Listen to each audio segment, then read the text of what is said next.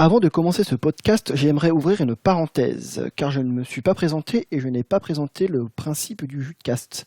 Alors moi je m'appelle Julien, j'ai 30 ans, je suis ingénieur informatique et j'ai décidé de créer les Jutecast afin de faire un podcast où je parlerai de différents sujets qui me tiennent à cœur avec des invités qui seront experts ou en relation avec le sujet.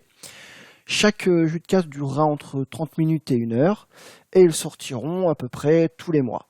Les Jutecast traiteront de sujets divers et variés, culture d'entreprise, pop culture, sujets d'actualité, un petit peu tout ce qui me passera par la tête.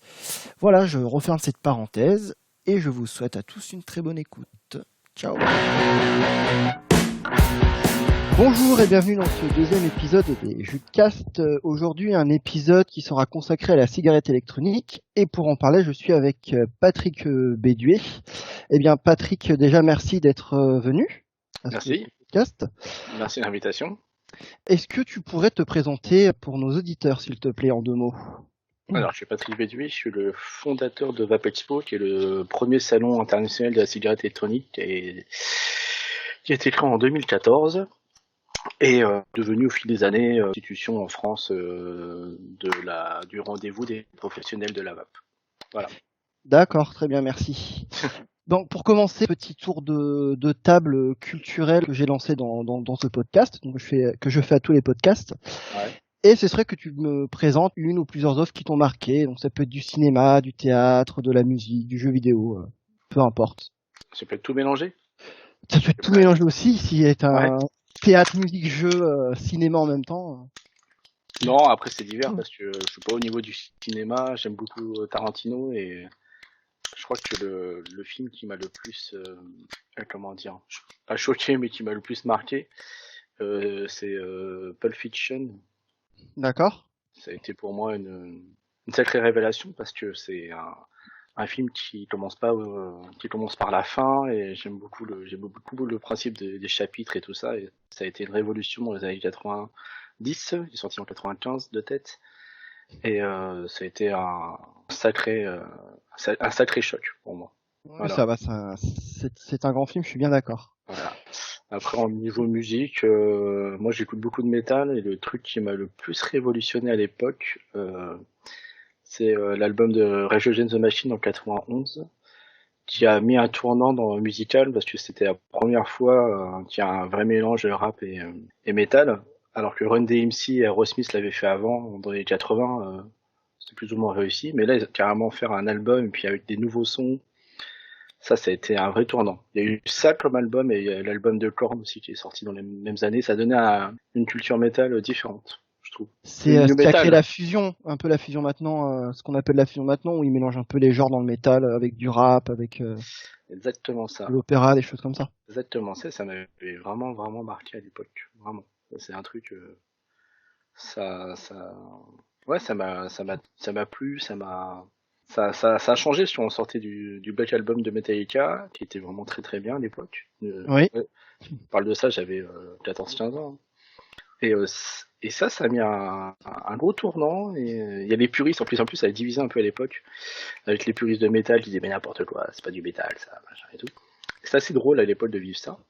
Et ça m'a vachement marqué ça aussi. Ça, c'était vraiment une belle découverte de se dire purée, il y a un groupe qui sort de nulle part et qui a lancé un nouveau mouvement, on va dire. Ah oui, bah c'est comme maintenant, le métal de maintenant a beaucoup changé par rapport au métal que toi sûrement tu écoutais Ouais. à ton époque.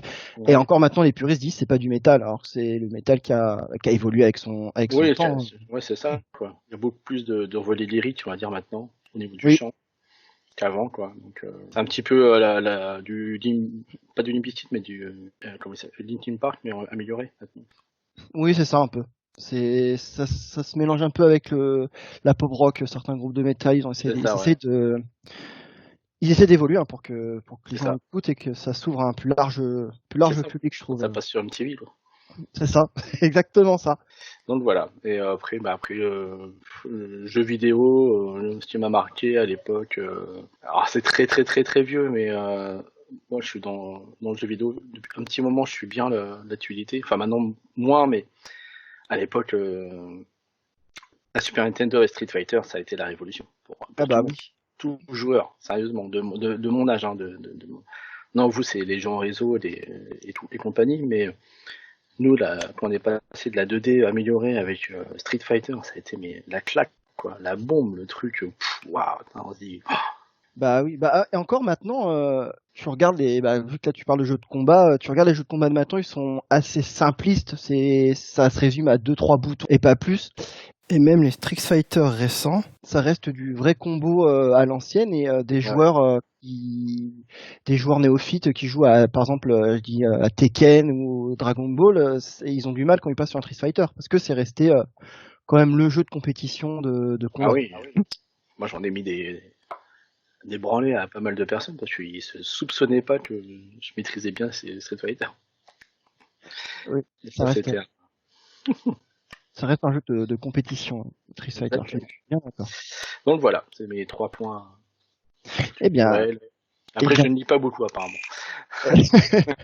eh bien, merci. Bah, ça tranche avec le premier podcast où mon invité était un gros lecteur, donc il nous avait présenté 3 livres. C'est bien, ça tranche, ça changera un petit peu. Moi, j'ai sélectionné un jeu indépendant que je veux faire découvrir un petit peu à tous les gens qui nous écoutent. C'est Shovel Knight. Donc, c'est un jeu indépendant qui est sorti en 2014. C'est du 2D, c'est du 2D pixel assez classique en somme, mais bien réalisé, assez long et assez difficile. Donc voilà, c'est un petit jeu indépendant sur PC qui est vraiment très sympa et que j'invite à tout le monde d'y jouer. C'est noté quand j'aurai plus de temps. Enfin là, on a du temps, mais Oui, voilà. Non, il est sur Steam en plus, donc ah ouais. il est facilement trouvable. Ouais, je passe mon temps à faire du poker en ligne en ce moment. Donc, je fais beaucoup de tournois et ça aussi, ça a été de la révolution pour moi à une certaine époque. Le poker. En 2000, j'ai commencé en 2005. Enfin, en 2020, ça fait 15 ans que je joue. Ah oui. Et ça a été une certaine révolution pour moi. Pas, je sais pas, on peut dire ça culturel, mais j'ai appris beaucoup de choses. Oh, c'est une culture hein, le poker. Hein. Ça reste un jeu de ça reste un jeu et avec ses règles et sa communauté quand même, c'est assez fermé le poker, donc ouais, ça reste. Ouais, ça Après, reste dur. il y a il y en a beaucoup qui pensent que c'est dû au hasard, alors que pas du tout. Il y a beaucoup de maîtrise de destin, on va dire. C'est pas Oui. forcément, c'est pas un pur jeu de hasard, même si la Française des Jeux ou l'État reconnaît que c'est un jeu de hasard. C'est pas un jeu de hasard, il y a beaucoup de stratégies, de techniques. Tu peux pas gagner des tournois comme ça sans technique. Ah, je m'en doute. Il faut qu'il y ait un minimum, on va dire, de rigueur, de technique. Et là, je me suis remis un peu plus qu'avant. Je fais des bons scores, hein. Je suis arrivé 3-4 fois 15e sur 2000 joueurs. C'est... Ouais, 15e 2 jours d'affilée sur des jeux où on était 2000, quoi. Donc ça va, je suis content. Ça fait des belles performances. Donc ça fait 4-5 heures de jeu d'affilée, mais ça fait des belles performances. Ça t'aide à te concentrer, ça t'aide à prendre des bonnes décisions, tout ça. C'est un sacré, c'est une sacrée école, le poker. Et pour les affaires, on en reviendra après. Ça, ça sert. Ça sert, d'accord. Bon, bah, c'est un bon point à prendre en note alors. Ouais. Si ça sert. Alors, pour passer à la suite, on va parler un peu de toi, Patrick. Mm. Du coup, tu n'es pas devenu président de la VAPEXPO dès ta sortie d'école. Non. Est-ce que tu peux un peu nous présenter ton parcours professionnel? Qu'est-ce qui t'a emmené justement à la VAPEXPO? Disons que j'ai fait beaucoup d'informatique. J'ai travaillé dans l'informatique pendant longtemps. C'est au début dépanneur, même au tout début, j'étais vendeur informatique, on va dire, chez Carrefour. D'accord. Au début chez But et après chez Carrefour, quoi, l'évolution incroyable. Et ensuite, j'en avais marre. Un jour, j'ai démissionné pour faire technicien itinérant pour les ordinateurs Dell. Et ça, c'était marrant parce que c'était très très dur de trouver des profils comme le nôtre. Et ça, j'ai fait ça. J'étais pareil sur 60 candidats. Ils ont retenu que 2 personnes, moi et un autre. Donc c'était vraiment assez marrant quand même. C'était très peu d'élus et pour pour ce métier-là. Et donc j'ai fait ça pendant un petit moment. Et puis après, je suis monté en gamme et j'ai fini administrateur système pour une banque française. D'accord. Et ensuite, j'étais recruté chez Atos pour m'occuper des grands comptes européens, des boîtes comme GEFCO, Alstom, etc., etc. Ah ouais, Et donc ensuite, un jour, j'ai arrêté parce que j'ai eu des problèmes de santé. Et je me suis mis à mon propre compte pour ouvrir une boutique de cigarettes électroniques à Arpajon. d'accord. J'étais le seul en Île-de-France à faire ça. Et j'étais le premier, on va dire, en Île-de-France à faire ça. Et puis après, bah, j'avais aucune, j'avais pas, comment dire, de projet. C'était pas un truc où je me suis dit tiens, je vais faire ça et puis après je vais faire ça. J'ai ouvert, j'ai vu ça fonctionner parce qu'on en était bon dans l'explication et dans le matériel qu'on proposait. D'accord. Et ensuite, bah, de fil en aiguille, voilà, on n'a pas grossi, mais voilà, j'ai embauché des gens, tout ça. Et puis un jour, vu que je commençais à avoir pas mal de contacts dans le monde de la cigarette électronique avec beaucoup de fournisseurs, tout ça, un jour je me suis dit, bah, faudrait qu'on se voit à une rencontre, un salon, un truc comme ça. Donc j'ai regardé sur internet, ça n'existait pas. Mais ça n'existait pas du tout dans le Il n'y avait monde. pas du Et tout de donc là, je me suis... salon Non, pour ça la n'existait pas cigarette du tout. électronique. Non. D'accord. Il y avait des rencontres, des conventions, mais c'était pas un vrai salon, quoi. Et je me suis dit, bah tiens, si je lançais un salon. Donc j'ai mis beaucoup d'argent de mes fonds dedans, de mes fonds propres, et pour créer Vapor Expo en 2014. Donc la boutique, je l'ai ouvert en 2012, et Vapor Expo, je l'ai inventé en 2014. Et c'est après vraiment qu'on m'a vraiment officialisé, comme quoi j'étais le premier au monde à faire un salon dédié à la cigarette électronique de façon internationale en plus. Donc nous on regroupait des exposants venus de Chine, des États-Unis, de France, et ça c'était un gros truc quoi. Et Donc le c'est premier devenu. est à Bordeaux. Et après le succès de Bordeaux au mois de mars, on a décidé de le faire aussi à la Villette la même année en 2014, en septembre 2014 à la Villette. Et là c'était un gros carton et puis après bah ça s'est lancé quoi, c'est monté en gamme. Ça a été très très vite au final parce que oui, Bah il ouverture y a en personne. 2000. Oui, il y avait personne sur le marché, donc forcément. Mais du coup, ça a quand même bien pris parce que c'est pour la cigarette électronique, ça reste quand même un sujet un peu chaud en France. Et malgré tout, t'as quand même de la clientèle et des collègues qui sont venus avec toi pour les salons et pour alimenter la Vape Expo du coup. Donc, c'est vraiment quelque Bah chose. oui, c'est après comme j'avais pas mal de réseaux, donc ça facilitait aussi. Comme j'étais quelqu'un du métier, ça a facilité et ça a plu.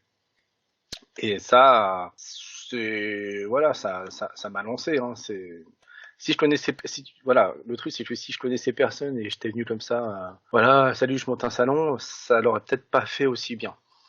Oui, là tu connaissais ton Je connaissais sujet. du monde et voilà. Donc, comme c'était un petit cercle à l'époque.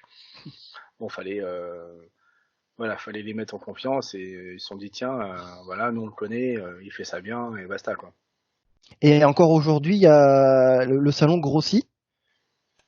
Là, oui, parce quand on est passé déjà de Bordeaux dans une salle où ça faisait 2500, attends, ça faisait 2500-3000 mètres carrés et on est passé à 8000 à la Villette mètres carrés en louant une bonne partie de la Villette.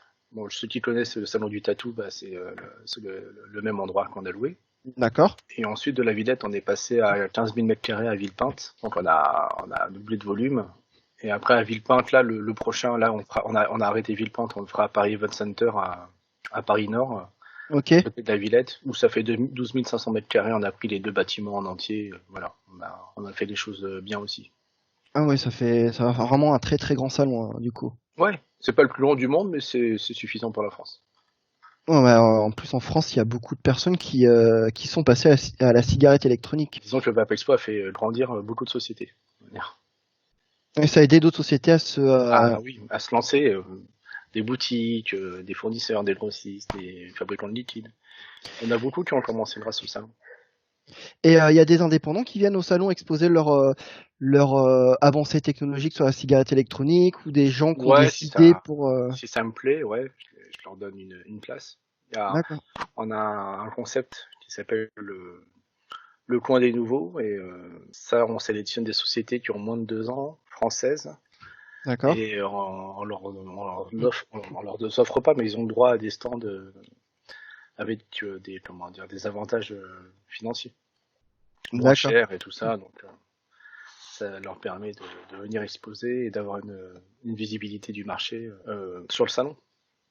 Et la Vape Expo, elle est que en France ou on peut la retrouver dans d'autres villes d'autres pays? On fait Paris, après, on fait Paris en septembre-octobre généralement, c'est Paris.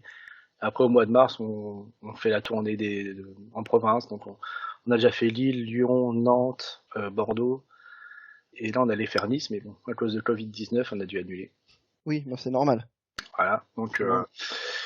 Donc voilà. Et puis ensuite, on fait Madrid. C'est un salon qui se fait en Espagne, le Expo Madrid, avec une équipe qui a qui a franchisé la marque. C'est comme une D'accord. franchise qui loue la marque Vape Expo.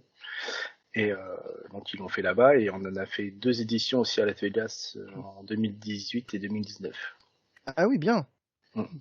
Ah, ça donne vraiment oui, ça permet à la Vape Expo de se faire connaître vraiment sur tous les continents du monde. Voilà, ça fait. Et puis après on a beaucoup de partenaires à travers le monde, mais c'est plus de la pub qu'autre chose. D'accord. Un système, voilà, voilà, ça permet de dire, bah, on est là, on l'a fait, et voilà, moi je suis assez fier. Il y a pas beaucoup de sociétés qui ont fait un salon de n'importe quel secteur, hein, qui a organisé un salon aux États-Unis et surtout à Las Vegas. On est très peu à avoir fait ça. Donc je suis très. Le jeu vidéo, je pense, puis. Bah, le jeu vidéo, c'est américain. C'est les Américains qui organisent. Oui. Mais là, c'est une entreprise française qui s'exporte, oui. s'exporte là-bas, une marque. Donc ça fait bizarre. Mais bon, je l'ai fait, je suis content. Bah oui, il faut être content de ces projets qui aboutissent comme ça. C'est ça permet vraiment une grosse visibilité à la Vape Expo du coup vraiment sur le différents continents. Donc après, je sais pas si on va continuer, mais voilà, c'était les beaux projets qu'on a eu. Après, si un jour on refait à Las Vegas, on le fera, mais là, je crois qu'on a arrêté parce que le marché est très bizarre là-bas, donc on a arrêté. D'accord. Enfin, le salon là-bas. Du coup, en parlant du marché de la cigarette électronique, c'est quand même donc je l'avais dit, c'est un sujet assez bouillant dans le monde. Donc, ma première question, c'est est-ce que elle est vraiment dangereuse ou pas pour la santé? Parce que beaucoup de personnes se posent encore même maintenant la question. Et vu qu'on a des personnes qui disent oui, des personnes qui disent non, il y a des gens qui ne savent pas forcément sur quel pied danser avec les cigarettes électroniques. C'est le jeu des lobbies du tabac qui nous ont beaucoup mis des bâtons dans les roues, mais c'est pas inoffensif, mais c'est 99% moins dangereux que la cigarette. Il y a pas de composants chimiques. Enfin, si, il y a des composants chimiques, pardon, mais il n'y a pas de composants, il n'y a pas de combustion dedans dans la cigarette classique. D'accord. La cigarette électronique. Il n'y a pas de combustion qui se transforme et qui amène du monoxyde de carbone et compagnie. Il n'y a pas de tout ça dedans. Il n'y a pas de monoxyde de carbone, il n'y a pas d'ammoniac et compagnie. Il n'y a pas tous ces éléments-là. Il y a que 4 éléments. Il y a du propylène glycol, c'est ce qu'on retrouve, c'est un liant qu'on retrouve dans nos chairs, dans nos aliments quotidiens, dans la confiture, le Nutella et compagnie. C'est ce qu'on donne à des enfants. Mm-hmm. Il y a du propylène glycol, de la glycérine végétale. Pareil, c'est un produit cosmétique. Oui. Qu'on retrouve aussi dans les produits cosmétiques, mais aussi beaucoup dans l'alimentaire. De la nicotine pour ceux qui en ont besoin, à différentes doses. Des arômes naturels ou synthétiques, donc tout ça, des arômes alimentaires. Et de l'alcool qui très très peu, qui stabilise l'arôme. Voilà. Les éléments qu'on trouve généralement dans la cigarette électronique. Donc après, ce qu'on aspire, généralement, c'est ça. Mais il n'y a pas de nocivité, parce que dans la glycérine végétale ou le propylène glycol, c'est ce qu'on retrouve aussi dans les ventolines. Pour les asthmatiques, ils inhalent ça dedans et il n'y a pas de nocivité. Donc voilà, tout. Le problème, c'est que comme c'était un produit nouveau, il y a eu beaucoup de débats controversés là-dessus et les gens, ont eu peur de la nouveauté et surtout les lobbies du tabac qui se sont dit oulala, il y a moins de fumeurs. Parce qu'au début, on était pris pour des rigolos avec ça. Et comme c'est monté en gamme et tout ça, et comme c'est monté dans les ventes, aujourd'hui même, les grands fabricants de tabac se sont mis à fabriquer des cigarettes électroniques. Donc c'est pas pour rien, c'est qu'il y a vraiment un réel marché, tout en surfant sur l'idée, c'est pas dangereux. Maintenant, eux, ils sont là en train de dire, là, tu veux l'entendre que finalement, c'est pas dangereux, quoi. Ils changent leur fusil d'épaule. Voilà, tous les professionnels du tabac et compagnie vous diront, tous les tabacologues, ils vont dire, vaut mieux fumer, vaper une cigarette électronique que fumer 3 paquets par jour. Bah oui, du coup, oui. Voilà. Donc il est là le truc. Donc voilà, ça permet de. C'est une alternative. Voilà, il y a des gens qui ont essayé d'arrêter de fumer grâce au patch ou des choses comme ça. Ils ont réussi. Et ceux qui n'ont pas réussi et qui se retrouvent un peu comme ça avec une cigarette électronique, bah c'est plutôt prometteur parce qu'ils ont le geste, ils ont la vapeur qui recrache et on dupe le cerveau, si vous préférez. Donc Oui, d'accord. donc il y a le geste, il y a la fumée, il y a tout ça où le cerveau se dit ah, j'ai l'impression d'avoir ce geste que j'ai pas oublié, sauf qu'il est strictement moins nocif. Voilà. Du coup, Moi, jusqu'à présent, il y a eu 0 mort de la cigarette électronique. Hein. 0, hein, ça n'existe pas. Hein. Quelqu'un qui est mort de la cigarette électronique, ça n'existe pas. Ils ont beau chercher à travers le monde, ça n'existe pas. Il n'y a pas de mort.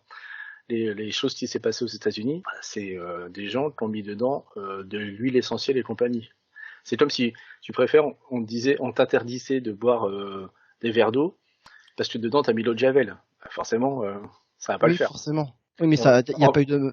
on va pas t'interdire ensuite de boire de l'eau, tu vois.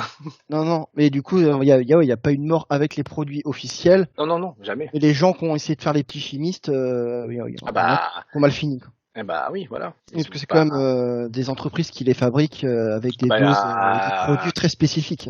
bah, disons que les entreprises, en plus françaises, sont très réglementées en France, donc on peut pas mettre n'importe quoi. On peut pas mettre d'huile essentielle, on peut pas mettre d'huile frelatée de THC, on peut pas faire de choses pareilles. Oui, Les fabricants sont suivis et leurs recettes et leurs composés sont déposés. Il y avait des normes AFNOR et compagnie. On sait pas n'importe quoi. et il y a des gens qui se mettent à des non-fumeurs qui n'ont jamais touché à la cigarette, qui se mettent à la cigarette électronique sans être passés par l'étape cigarette classique. Moi, à ma connaissance, à la boutique, on vend pas à des gens qui fument pas. D'accord. C'est une question de principe. C'est le mec qui fume pas, on leur dit bah non. Après, d'autres boutiques qui veulent les vendre, bah ça les regarde. Mais ça nous arrivait quelqu'un qui nous a insisté là-dessus. Et donc ensuite, il est parti sur un produit sans nicotine.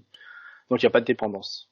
D'accord. Parce que c'est la nicotine qui rend la dépendance de la cigarette classique. Si Oui, demain ils n'avaient pas mis de nicotine dedans, les gens ne seront pas dépendants du la tabac. cigarette, le tabac, oui. Donc voilà, quelqu'un qui veut s'y mettre juste pour avoir des arômes, je trouve ça un peu ridicule moi. Hein, mais bon, s'il veut le faire et il le fait sans nicotine, il a le droit. Mais il sera jamais dépendant. Il pourra vapoter, poser sa machine pendant 6 mois et ça va pas avoir de manque.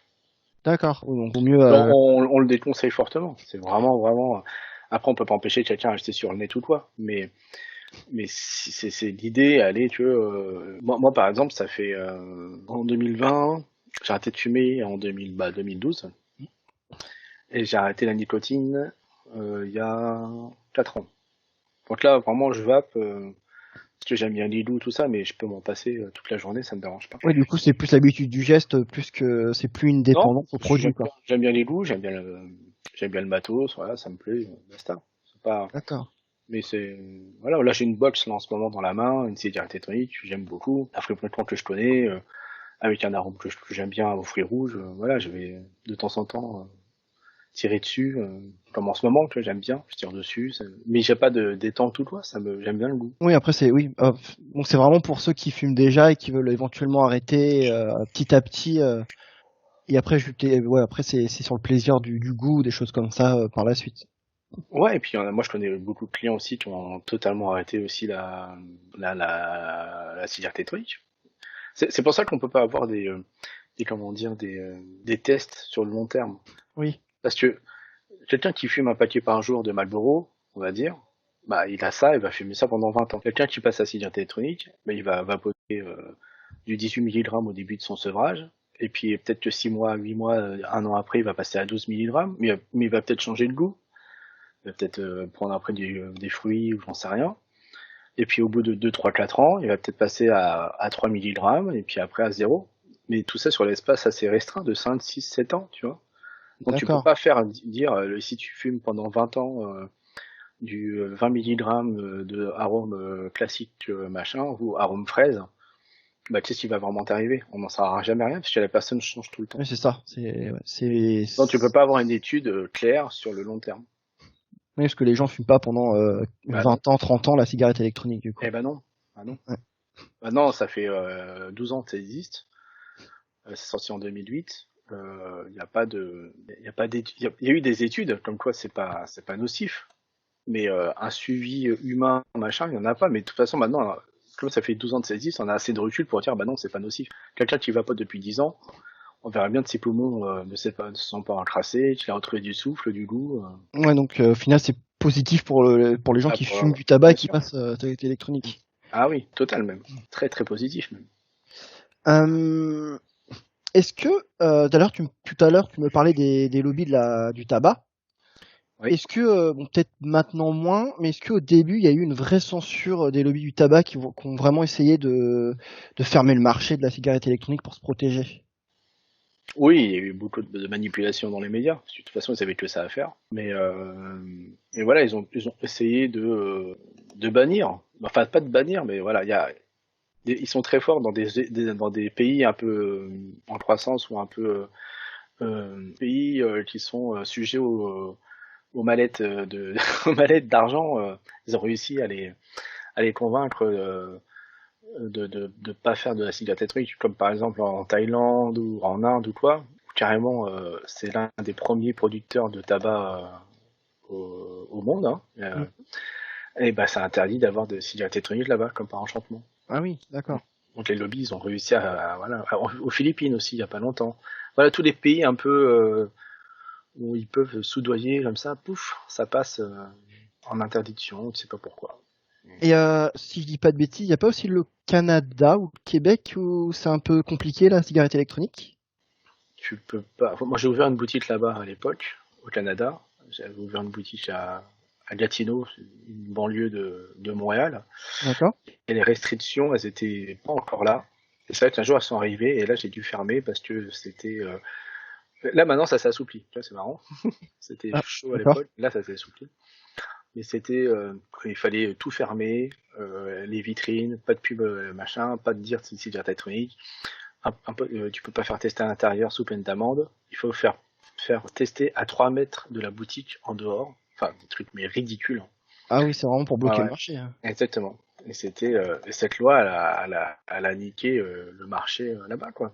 Et donc moi j'ai dû fermer parce que c'était très compliqué, très très compliqué. Et Eh le bah oui, du lobby coup, oui. ont été très très très fort, quoi.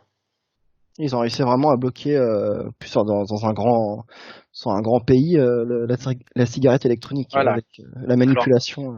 alors que aux États-Unis, moi j'étais par exemple à Las Vegas, tu peux fumer partout à l'intérieur, t'as le droit.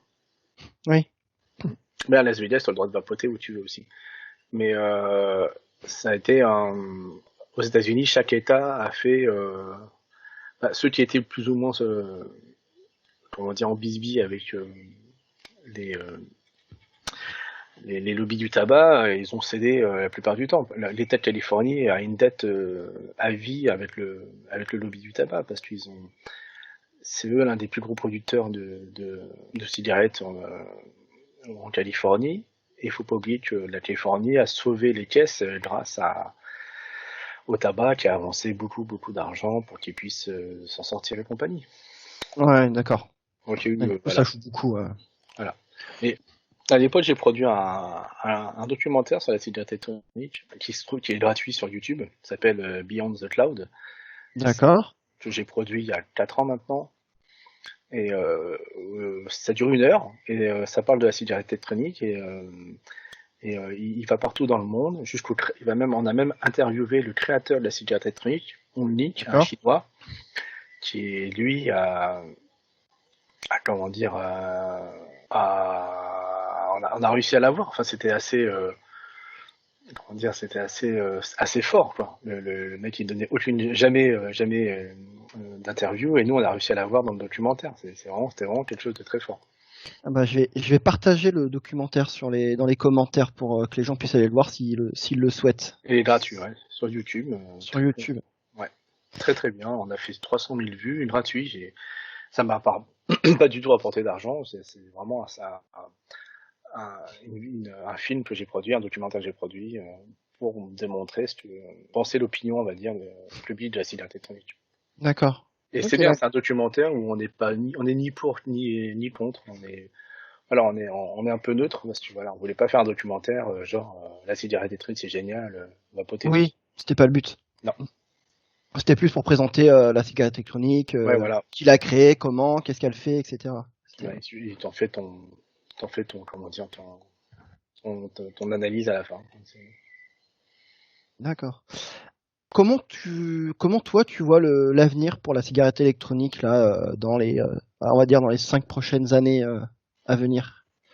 Bah, je pense que ça va toujours monter en gamme. Ça va être de toute façon, tant qu'il y aura des fumeurs, il y aura des potentiels vapoteurs.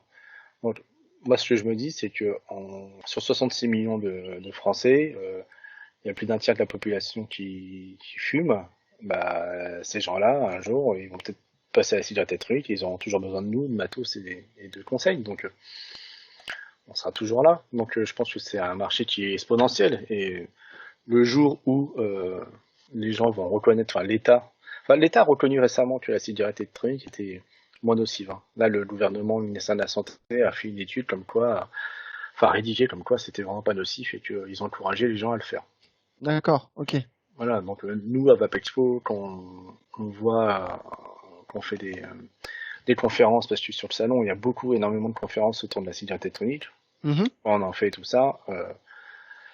On est assez optimiste et puis on démontre tout le temps que c'est pas dangereux, quoi. Il n'y a aucune nocivité et qu'au contraire, faut pas encourager, mais que c'est un moyen alternatif parmi tant d'autres, mais qui fonctionne quand même un peu plus. Il y a des résultats bien plus positifs que les patchs, par exemple.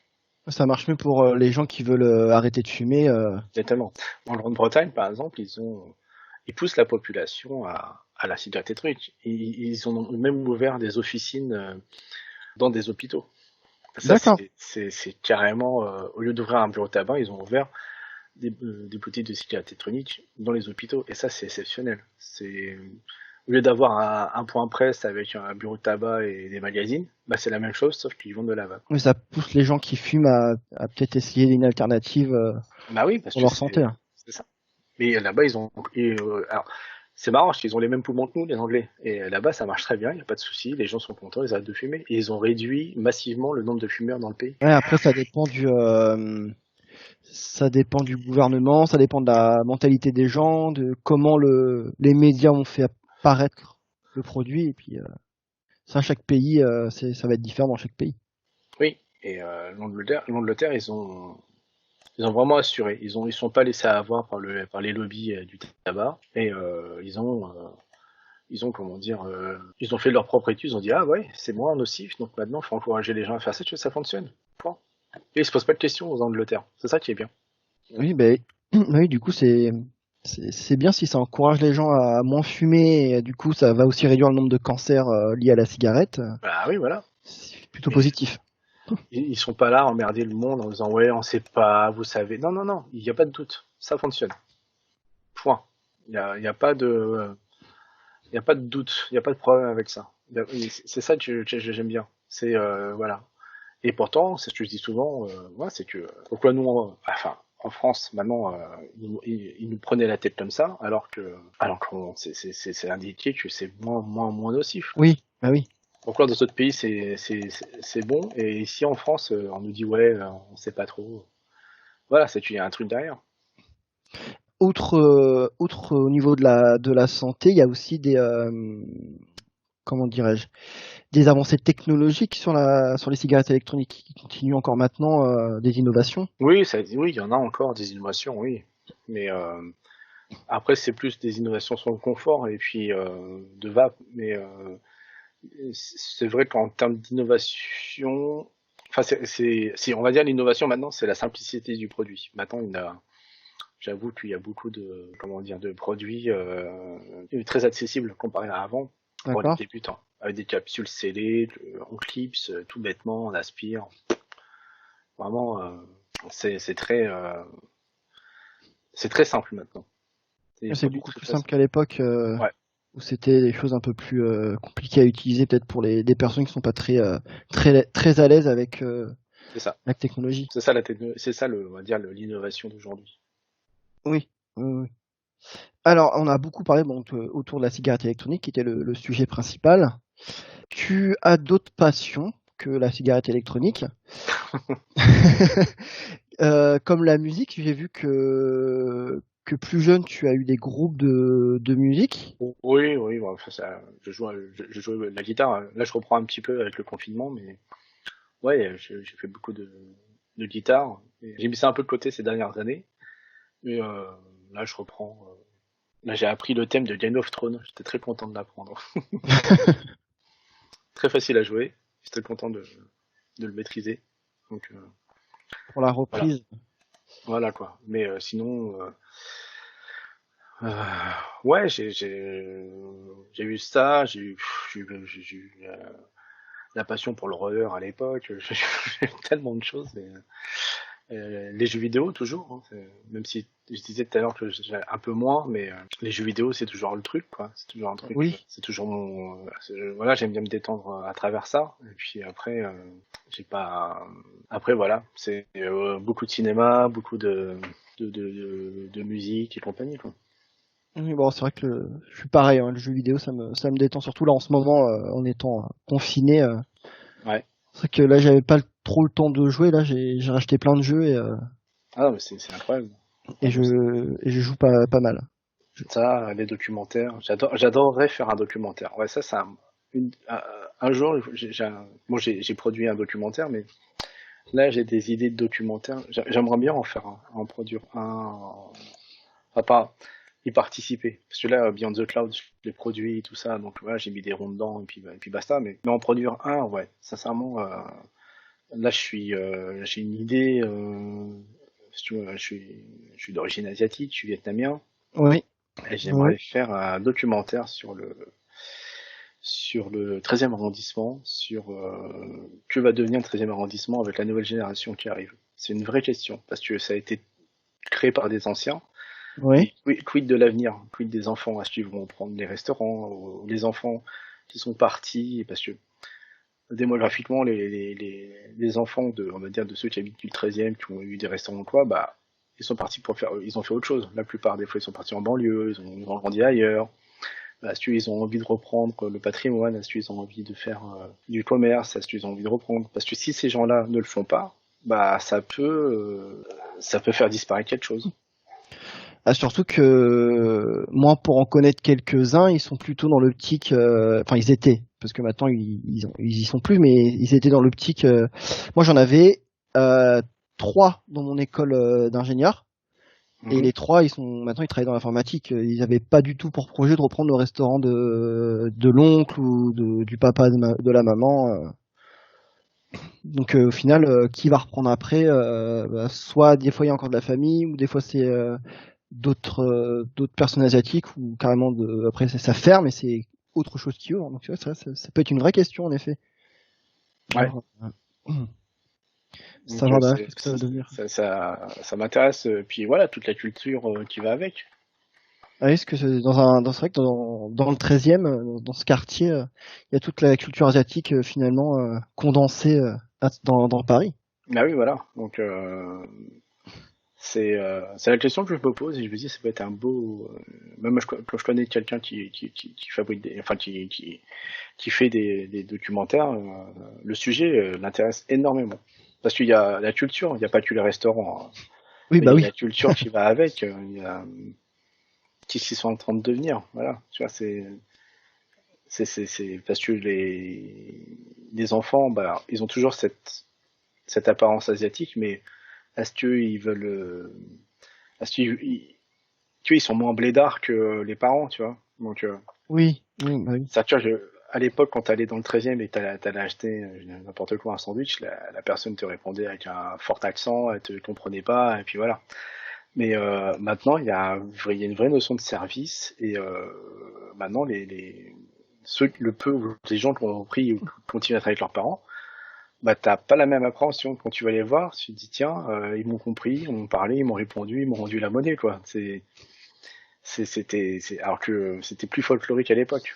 Donc tu vois, il y a tout un truc autour de ça qui me plaît. De faire un, je sais pas, peut-être un documentaire là-dessus. C'est un truc qui me plaît vraiment. Ah, ça pourrait être vraiment. intéressant parce Ouais. que Parce que je si un pense jour Chartier disparaît, ça va être autre chose. Hein. ça va pas être, ça va changer l'image de Bah, du 13e. l'arrondissement. Bah oui, mais faut se dire que le 13e, c'est un arrondissement qui est jeune, qui a été Oui. né. Donc il y a, je crois qu'il est né dans les années 60-70, c'est ça qui est drôle. Ça peut un jour amener à disparaître, comme le sentier avec les Juifs a disparu à Paris. Donc voilà, s'il n'y a pas de reprise ou quoi culturelle et compagnie, le 13e, enfin du moins cette partie du 13e arrondissement, le Chinatown peut disparaître. Et moi, ça m'intéresse. Qu'est-ce que ça va devenir? Est-ce que ça va vraiment disparaître ou non? Surtout qu'il n'y a pas actuellement, à ma connaissance, il n'y a aucun reportage qui traite de ce sujet. Donc c'est pas Non, vraiment jamais. être inédit en plus. Oui. Ah ouais, c'est totalement même. On a recherché, fait des recherches, il n'y a rien sur là-dessus, il n'y a pas de document, enfin, il n'y a pas de reportage ou quoi sur le 13e arrondissement, ça n'existe pas.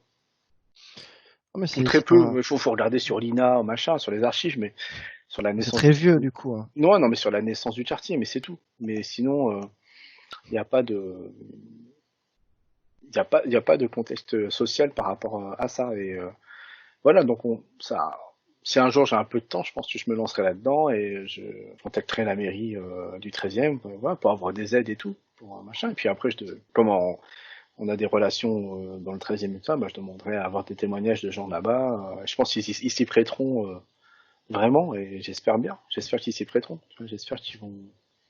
Alors, je Ils vont pense mettre là. s'ils veulent, même eux, peut-être augmenter l'engouement autour du quartier, ce serait aussi dans l'intérêt de se montrer, d'expliquer un petit peu l'histoire du quartier, etc. Ça peut être intéressant même pour tout le monde, quoi, pour connaître un peu l'histoire de ce quartier, parce que ça reste ouais, le petit Chinatown en France. Bah oui, et s'il disparaît, c'est ça va être ça serait dommage. Franchement, ça serait dommage. Donc là pour l'instant on le vit, on est bien. Mais moi ça m'a fait le tilt en me promenant dans le 13e. En me disant, oh, putain, ça a changé, ça c'est plus pareil et tout. Et j'ai remarqué, ce qui m'a fait tilt, c'est que j'ai été dans une pâtisserie asiate là dans le 13. Et c'était des jeunes qui avaient repris ça, mais qui n'étaient pas du quartier. Hein. C'est des jeunes qui ont repris ça parce que c'est leur culture, c'est leur truc, ils avaient envie de faire ça. Mhm. Et c'est là où aussi la naissance de pas mal de bubble tea repris par des jeunes. Il y a quand même des jeunes qui veulent continuer à vivre et puis ils ont vu que quand même le Paris 13e c'était très attractif, qu'il y avait quand même du commerce à faire et ils se Oh sont dit oui, tiens voilà. Et est-ce qu'ils continuent, est-ce qu'ils les poussent à ça, est-ce qu'il y a voilà au-delà du business, est-ce qu'il y a vraiment de la culture, il y a quelque chose de culturel aussi. Et voilà, je pense que c'est un mélange de tout ça. Et je me suis dit, merde, si ces jeunes-là, ils reprennent rien, comment ça va se passer? Qu'est-ce qui va se passer? Qu'est-ce que ce quartier est amené à mourir doucement? Parce que dedans, on a relongé d'autres communautés, des Français, des autres, tu vois. Et, oui, il y a un peu de tout maintenant dans le 13e. Hein. et est-ce que ça peut disparaître? Bah oui, si on va dans ce sens-là, ça peut disparaître, effectivement. Après, il faudra voir comment la nouvelle génération va évoluer au sein de ce quartier. C'est pour ça que le documentaire, il me paraît très intéressant. Oui, oui, ça pourrait être très intéressant. Ouais, j'espère que que tu trouveras le temps de le faire parce que ça serait vraiment quelque chose d'intéressant, je pense. Ah, c'est un vrai sujet, quoi. Ouais. C'est un vrai truc. C'est un truc je me dis, putain, Oui, faut le tenter, quoi. il y a un truc à faire autour de ça. Pour finir, Patrick, ça va bientôt faire 1 heure. On va bientôt clôturer ce podcast. Est-ce que tu peux un peu nous raconter ta routine confinement si t'en as une et deux trois tips pour bien le vivre? Euh... Moi, je pense que le meilleur tip, c'est de se lever tard. Comme ça, la journée passe plus vite. Oui. Et bon, après, moi, j'ai 2 enfants, tout ça, donc ça va. Maintenant, ils ont plus besoin de nous pour se lever, mais sinon, non, ma journée, bon là, j'essaie, comme toutes les sociétés sont en chômage partiel, la mienne est en chômage, enfin mes salariés sont en chômage partiel et tout ça, donc on a fermé un peu l'activité. Bah, je m'occupe un peu des affaires inhérentes, mais après, je passe mon temps à faire des tournois de poker en ce moment,